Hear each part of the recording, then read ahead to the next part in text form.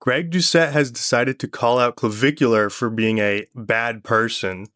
However, it's very hypocritical considering Greg's past. Now, in one of Greg's most recent videos, he goes over Clavicular's appearance in the Iced Coffee podcast. Basically, he calls him out for being lazy, sloppy, and not doing the fundamentals to basically keep a good physique and look good. Clavicular chooses to ignore sleeping, eating right, actually training hard at the gym, and not abusing hard substances. Meanwhile, he will do $50,000 to $80,000 worth of drugs to try and fix the problem. Basically a shortcut. And that's all true. I mean, it's pretty funny. But then Greg decides to do this like whole morality thing where he constantly brings up Clavicular's Tesla incident.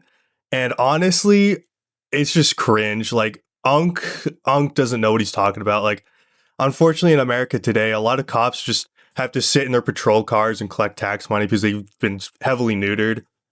But Clavicular decided to do some of his own justice and run over a guy who has made endless amounts of death threats to all sorts of people, a felony stalker. He hasn't been convicted yet, but I mean, he is, and constantly threatens people with guns, which is obviously a big problem. And he's in a gang. So yeah, you can cry about this criminal getting run over and you can be a criminal cocksucker, but honestly, like, this isn't an angle you want to be going at, Greg. Because looking at Greg's past, I find it a little funny because he used to be a drug dealer. He used to sell illegal anabolics. And without a doubt, those ended up in some of children's hands. I mean, just because he wasn't selling to children doesn't mean they didn't get resold to children. It just comes with the territory. He also tried to claim that Clavicular was bad because he helped a 17-year-old with doing drugs and look maxing. Meanwhile, he was a drug dealer himself. And not once was he like, this is bad, maybe I should stop. The only reason he did stop was just because he got caught, not because of like some moral enlightenment or some epiphany, eureka effect.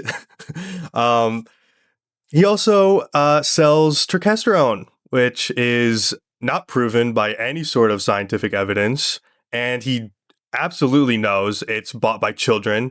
I mean, by the truckload. Probably some of his biggest consumers. I mean, if you're an adult, you're probably just buying steroids on the internet, like, let's be real. But the children, they might not have access to that. Their parents might be watching their credit card. So they'll just tell their parents, hey, testosterone's like, it works. I want this. And then they'll just get it for them for like Christmas or whatever. Like, here, little Timmy, have some snake oil, little Timmy. So I just find it very hypocritical that Greg, he calls out Clavicular for all this immoral behavior, yet doesn't seem to mind when he was once a drug dealer. He was once selling drugs potentially to children. He sells testosterone, an unproven drug that God knows what it does. I mean, we don't even know if it has long-term effects, short-term, like we don't even know. So I just find it a little cringe. Anyways, get a job.